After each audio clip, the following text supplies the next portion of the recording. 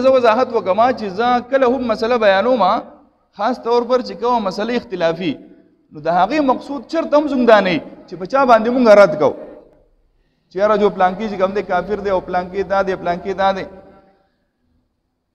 مونږ دلایلو ته ګورو چې کوم دلایل مضبوطي نو مونږ احناف علماء دیوبند اهل سنت والجماعت یو مونږ الحمدلله دلایلو په میدان کې په دلایلو خبرې کوو. لہذا چرته به هم داسې نه چې زموږ د خولې نه سپکه خبره وځي یا چاته کنځلې وکړو یا چاته سپکه ووایو چاته کافر ووایو دا نه ده خو ملګري تپوس کوي نو لہذا جواب لازمي. اتو رکعات والا چې کوم وایي چې مونږ یاره اته رکعات تراویح کوو هغه دلیل ورکوي مسلمه بن عبدالرحمن چې ما د ام عائشه صدیقه رضی الله تعالی عنها نه تپوس وکړو چې د نبی علیہ الصلوۃ والسلام با په رمضان المبارک کې د قیام اللیل څه ترتیب وو. خبره خزان زما سره وګورئ ریډیو سیګه کنه بیا بنه پويږي. ابو سلمہ بن عبدالرحمن دی وای ما د ام عائشه صدیقه رضی الله تعالی عنها نه تپوس وکړو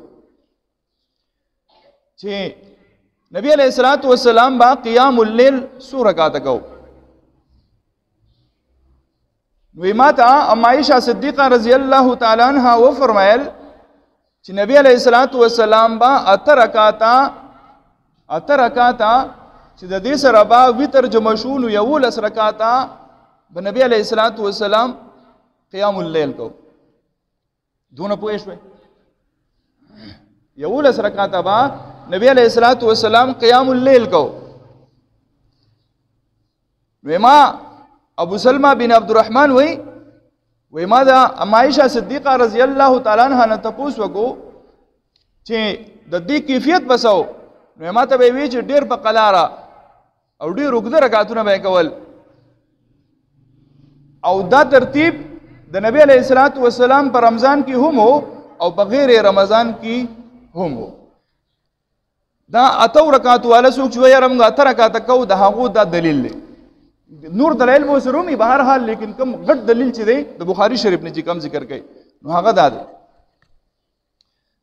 اهل سنت والجماعت علماء دیوبند احناف هغه وایي چې به تراویح شل رکعات دي او دا شل رکعاتا سنت مؤکده دي. دا اتو رکعات والا وته وایي چې به موږ ته دلیل پیش کوو دی دلیل جواب راکا هغه ته جواب والے کنه جواب خو مشکل نه دی جواب والے وای وایا وای جواب دا دی چې ام عائشه صدیقه رضی الله تعالی عنها چې کوم لفظ په دې حدیث کې استعمال کړي دی نو هغه حدیث کې لفظ دی د قیام اللیل د څه شي قیام اللیل او زمونږ بحث چې کوم دی نو هغه په قیام رمضان کې دی. ټک ځان پوهیږي یو دی قیام اللیل یعنی د شپې مونځ یو دی قیام رمضان. قیام رمضان وای یعنی په رمضان المبارک کې تراویح کول. ام عائشه صدیقه رضی الله تعالی عنها چې کوم ذکر کړي دی دای د تراویح نه دی کړي دای د تهجد کړي زګه چې مخکې هغه فرمایي چې ام عائشه صدیقه رضی الله تعالی عنها بخبل فرمایي چې په رمضان کې به هم کول او په غیر رمضان کې به هم کول. نو تاسو ماته وایي چې دا تراویح په غیر رمضان کې یي چې کله روزه نه یي کنه نو تراویح بیا یي.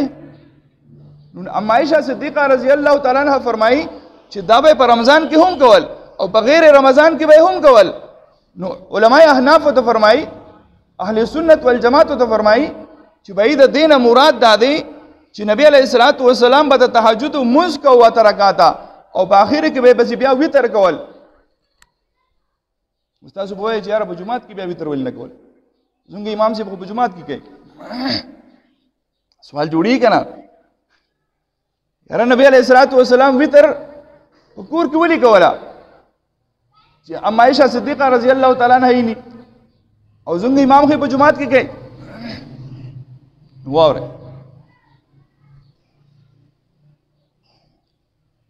نبی علیہ الصلوۃ والسلام چې کله رمضان المبارک کی اولنې رمضان راغې نبی علیہ الصلوۃ والسلام مسجد نبوی کی بهر تشریف راوړو او صحابو ته منځ ورکو د مانځه نه بعدې 20 رکعات تراویح وکړي او په دې باندې ټول متفق دي په دې باندې کم کسان چې وایي چې 8 رکعات تراویح دي هغه هم متفق دي چې 20 رکعات یې کړي او باقاعده په حدیثو کې دي وضاحت دی نبی علیہ الصلوۃ والسلام جماعت وکړو د جمع سره وکړه عبد الله ابن عباس رضی الله تعالی عنہ دې حدیث راوی دی فرمایي چې او د کتاب نوم دی مصنف ابن ابي شيبه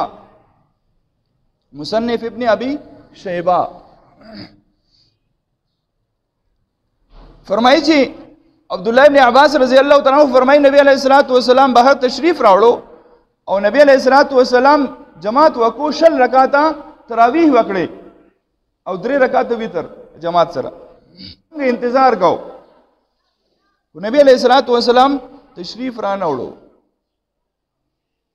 مونږ انتظار کو ډیر نا وخت شو نبی علیہ الصلوۃ والسلام تشریف راړو څه کوي ستناسي اذا الله رسول تراویح په انتظار کیو چې تراویح وکړي کنه نبی علیہ الصلوۃ والسلام فرمایل زتا سولا جمع نور نشم کولې د تراویح دا غي وجه دا زه یریګم ما ته یره دا اسی نه چې دا تراویح په تاسو باندې فرض کړی شي ځان لکوي د نبی علیہ الصلوۃ والسلام په حیات کې بیا جمع نه کېدا خدا کوم چې شوی دا 20 رکعات شوی په دې باندې ټول متفق دي چې دا شی نبی علیہ الصلوۃ والسلام کړیو خدا غي نه بعد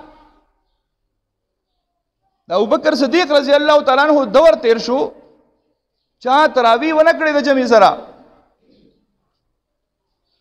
بیا د حضرت عمر فاروق رضی الله تعالی عنہ دور راغی کله چې د عمر فاروق رضی الله تعالی عنہ دور راغی نو په دې دور کې حضرت عمر فاروق رضی الله تعالی عنہ مسجد نبوی ته تشریف راوړو ماسوتن جمع وشوا د جمع نه بعد بل ډل شو هر یو کس با ځان لکه چا تراویح کولې پای کې ځان لکه په هر یو صورت وي علم تر کیف وي یا چې کوم دی بلې وي ځان لګیاو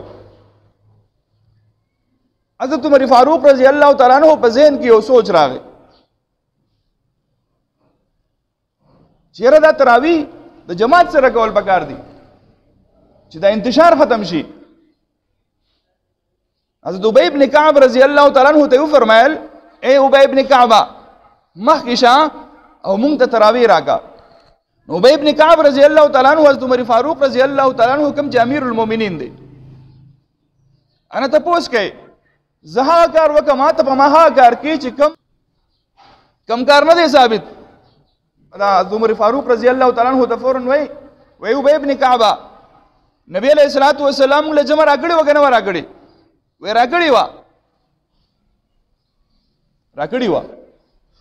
خو پاره خو تسلسل نه دی پاتې شوی ټول صحابه را پاسې دا صحابه خو حق پرست خلک د صحابه مخه ته یو کار داسې کیږي په دین کې نشتا او کیږي دا مجال نشتا چې صحابي دي موجودي یاره د دې د امت د علماو دا حال دی چې یو عالم نه برداشت کوي نو صحابي به څنګه برداشت کوي نه کوم کار د شریعت نه دی ثابت د نبی علیہ السلام نه دی ثابت هغه موږ څنګه وکړو حضرت عمر فاروق رضی الله تعالی عنہ تو فرمایل کینه زما دلیل واورای که دلیلم خو شو جو بیا ټیک دا که دلیلم خو نه شو جو ټیک دا ما کوي وای حضرت عمر فاروق رضی الله تعالی عنہ تو فرمایل چې نبی علیہ الصلوۃ والسلام څه فرمایلیو هغه خبر راته وکړ ټول جو صحابه پاسې دا یو پکې وې چې نبی علیہ الصلوۃ والسلام فرمایلیو چې خشیتو ان یكتب علیکم ما ته یره دې خبرې چې حسینا چې دا تراویح په تاسو باندې فرض کړی شي خبره خو په غور سره اورئ ها وردا دلایل دي دا سم خبره نه ده په غور سره اورئ زه یریګم دې خبرې نه چې حسینا دا تراویح په تاسو باندې فرض کړی شي وای دا خبره خو را سره منئ که نه؟ ټولو صحابه بالکل دا خبره منو. بالکل موږ چې کوم موجود په هغه وخت کې نبی علیه الصلاۃ والسلام هم دا الفاظ استعمال کړو. څوک موجود دی؟ عثمان غنی رضی الله تعالی عنہ موجود دی، علی کرم الله تعالی وجهه موجود دی، لوی لوی صحابه کبار صحابه موجود دي. وای او موږ د نبی علیه الصلاۃ والسلام نه دا خبره اورېدلې وه. وای چې دا خبره مو اورېدلې وه نو دا فرض کېده به څنګه؟ نبی علیہ الصلوۃ والسلام باندې وحی راتله د اسمان د طرف نه. د نبی علیہ الصلوۃ والسلام باندې بعد الله د طرف نه سکیدا وحی راتله. او د نبی علیہ الصلوۃ والسلام چې کومه یره وا هغه یره د دې خبرې وا چې حسنه چې فرض کړی شي نو فرض راځي په څه باندې؟ په وحی باندې. او د وحی سلسله وس منقطع شوی دا، ختم شوی دا.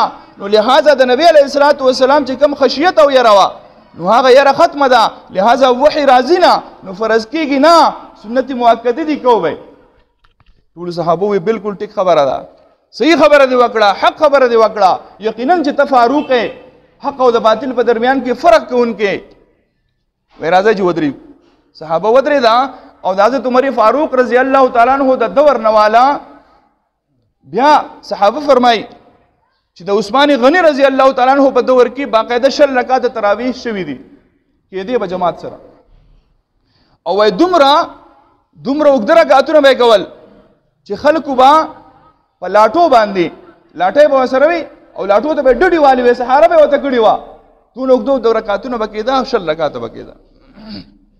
تراویح 10 رکعات دي او سنتي مؤکده دي.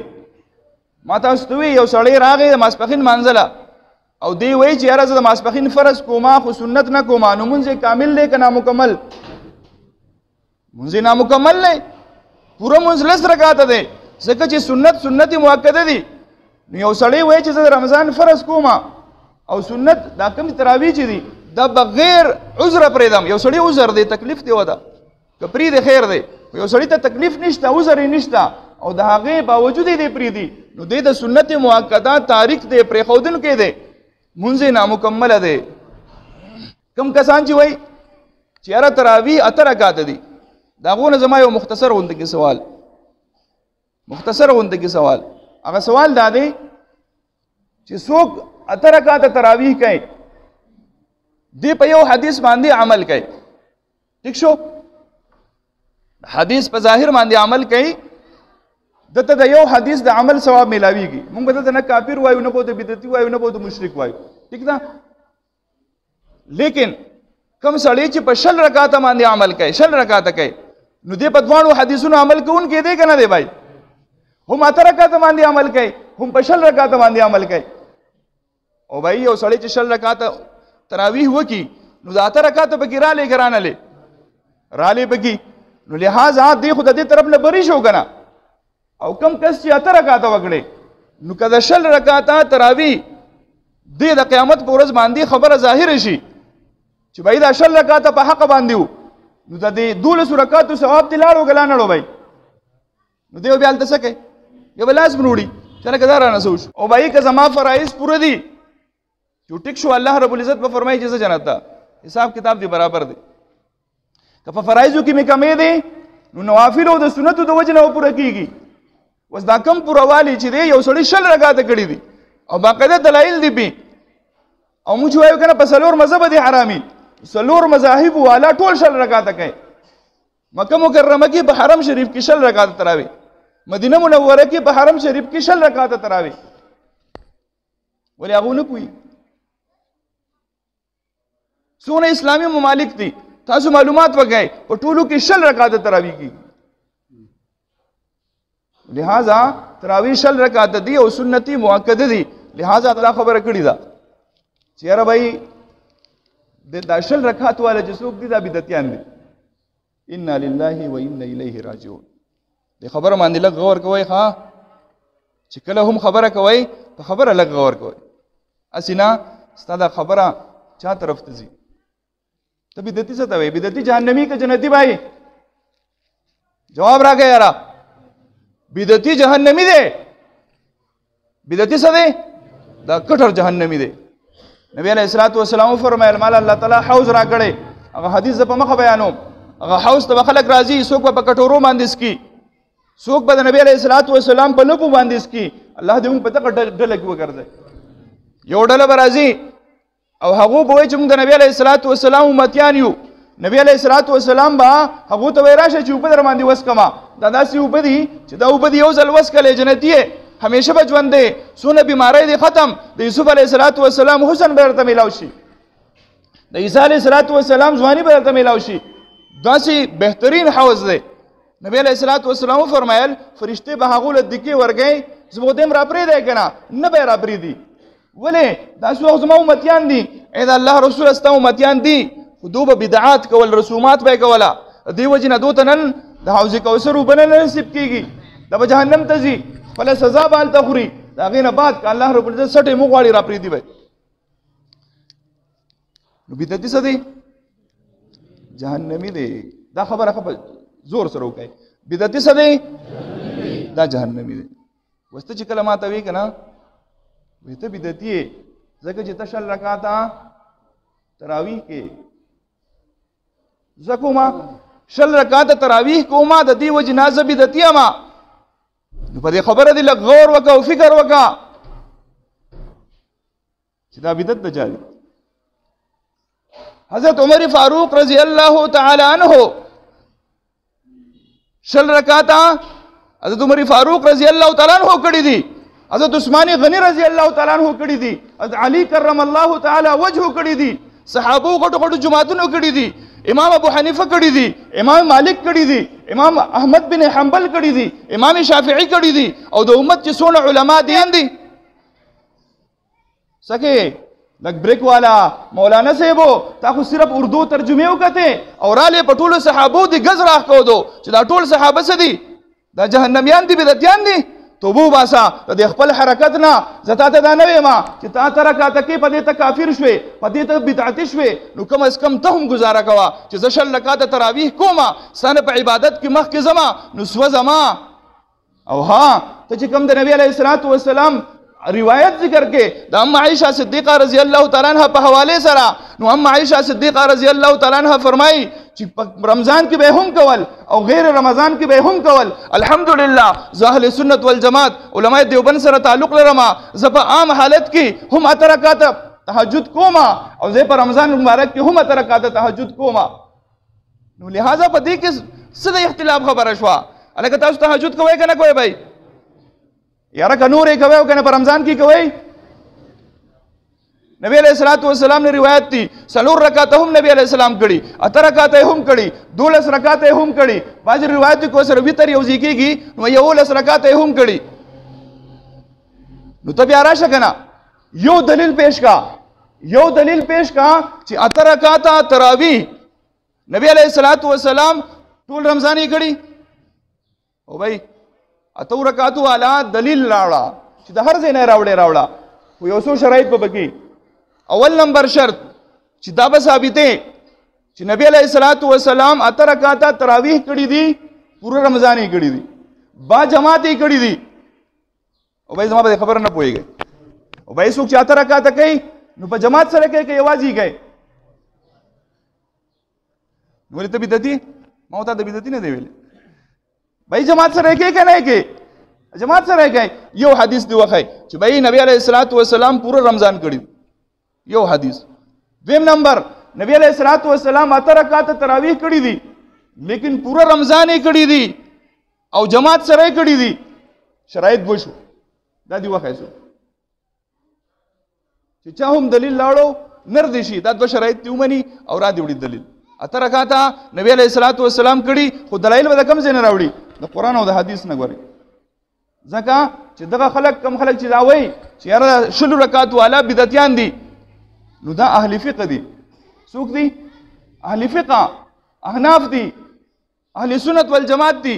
لہذا د دوسره سلور دلایل دي او ته چې کم دلایل پیش کړي ته قران او حدیث نو د قران او د حدیث نه با دا دوه خبرې ثابت کې او راشه. اول نمبر چې نبی علیہ الصلوۃ والسلام اتر رکعات کړي دي جماعت سره کړي دي او پورا رمضان یې